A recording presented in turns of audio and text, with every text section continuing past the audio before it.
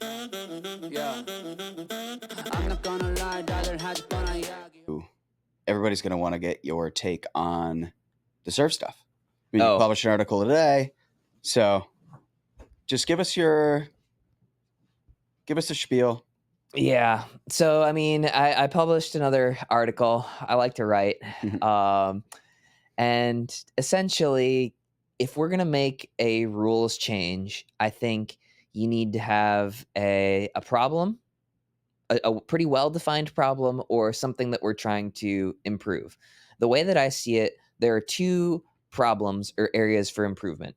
The first one is that the serve is too big of a weapon in pickleball. There's zero data to support this.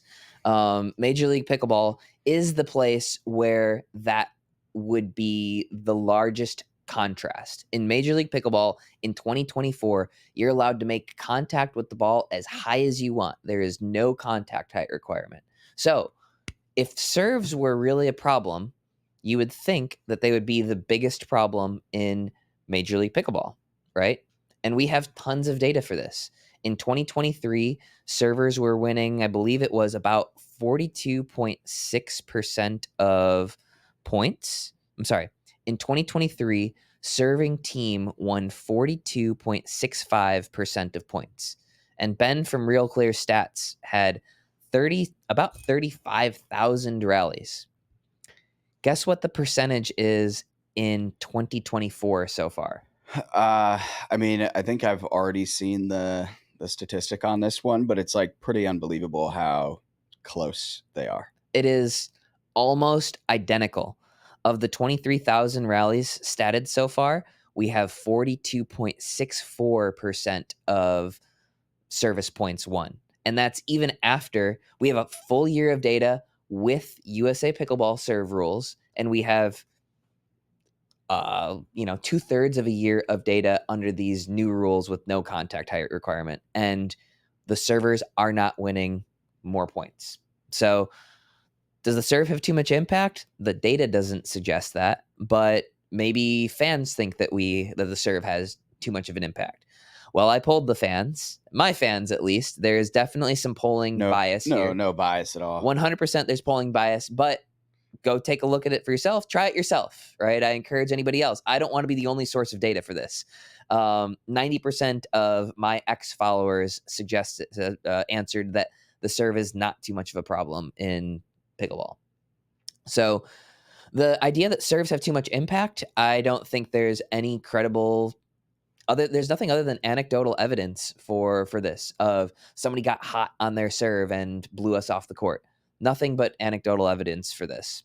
Problem number two is that the serve rules are unenforceable. This is a problem. This is 100% accurate. You cannot enforce the three elements of USA Pickleball rules.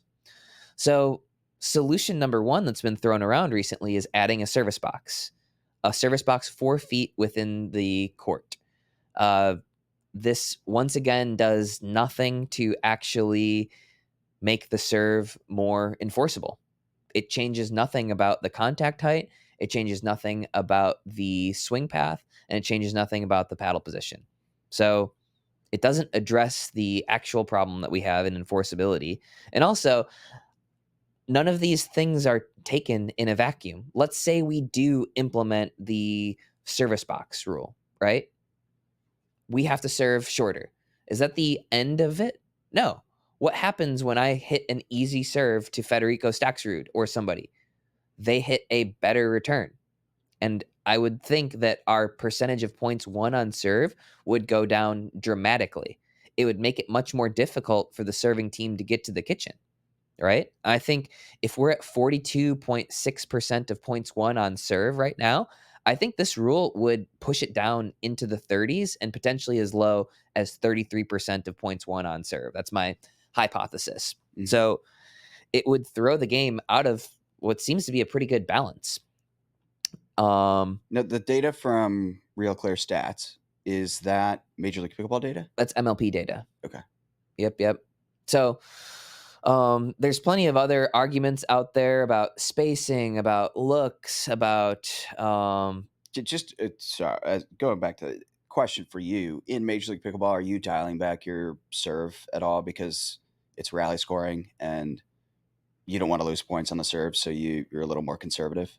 None whatsoever. If you're playing pickleball correctly between Major League Pickleball and PPA, even if yes, you do not technically lose a point in PPA, but you lose an opportunity to score, which are almost equivalent. So, yes, a point goes on the scoreboard for your opponents in Major League Pickleball if you miss a serve, but in PPA you have essentially the same effect. A point doesn't go on the scoreboard, but you've like lost an opportunity to add to your score.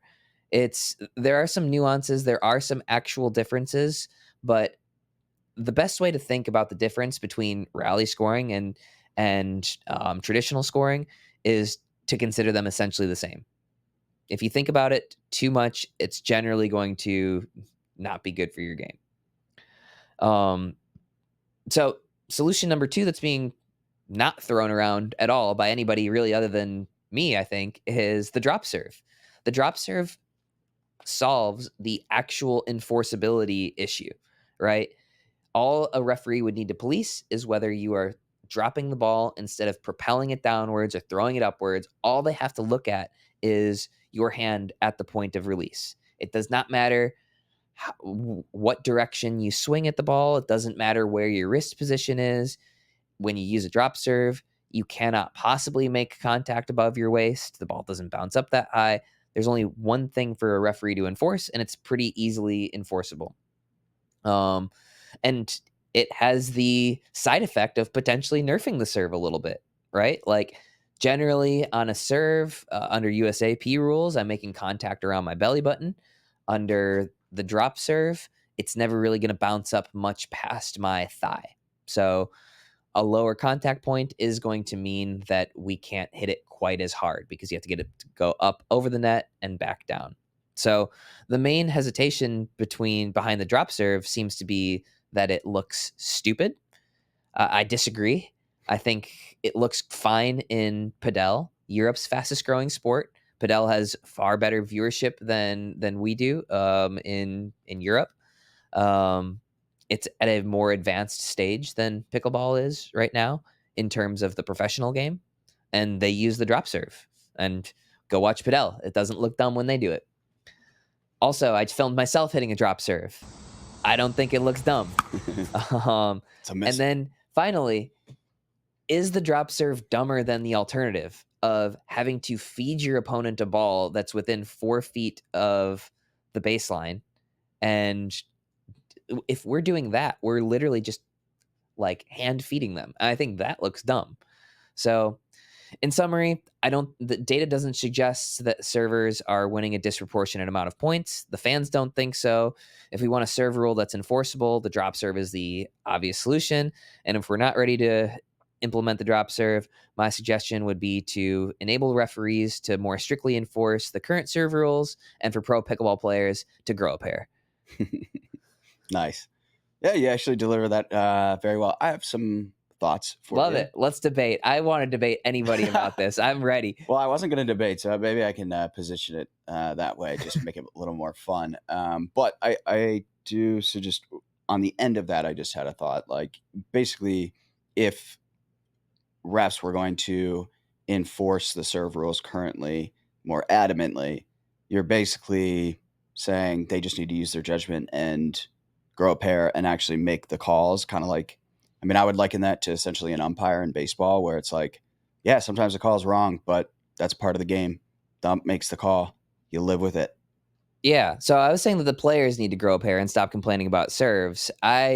So there's different standards within refereeing. Currently, they use a standard that says you need to be 100% certain that a serve is illegal to call it. And what my suggestion would be you don't have to be 100% certain. You have to be more certain than not. So it's some lawyerly type of shit, but if a referee thinks it's illegal, they should be empowered to call it. And I think, there's going to need to be, I think, a lot of film watched with the referees. I think there's going to be need to be a lot of, maybe tests on that so that we do have somewhat consistent refereeing between refs. But I think we need to change the standard from you need to be certain in order to call it a fault to you need to be more, it needs to be more likely than not to be a fault. Okay, so Proton pulled a fast one on me. They invited us and a bunch of other creators out to their headquarters in Phoenix, Arizona. I played with the Proton that day. That was maybe like 2 months ago, and I have not stopped playing with it since. So I've obviously tried a ton of paddles. The Proton, to me, it's just different. You know, they say a lot about the durability, the fact that like Andre Deescu was using it for like 3 months in a row, which is unheard of, especially for pros who are changing their paddles like every day. But you just don't have to replace these things. The longevity, the grit, the structure of the paddle, it just holds up. They have crazy pop, insane control. So Proton seems to be one of those brands that came out of nowhere in the past year, and now they're one of the most popular paddles, selling out constantly. I just mentioned that Andre Deescu plays with them, but Caitlin Christian, Donald Young, Travis Rettenmeyer, CJ Klinger, the list goes on. All these pros are dominating the courts with paddles that leverage carbon fiber technology from baseball bats for exceptional sound and spin. Following the quick sellout of their Series 1, Proton Series 2 paddles are now on the scene, claimed to be the softest on the market, providing top-notch control and great feel, winning a lot of medals at PPA events at the 3.0 and 4.0 level. Find Proton paddles exclusively through Pickleball Central. Use our code PRO-THE DINK to save $25 on your Proton paddle from pickleballcentral.com. That's all caps PRO-THEDINK for $25 off. We wrap.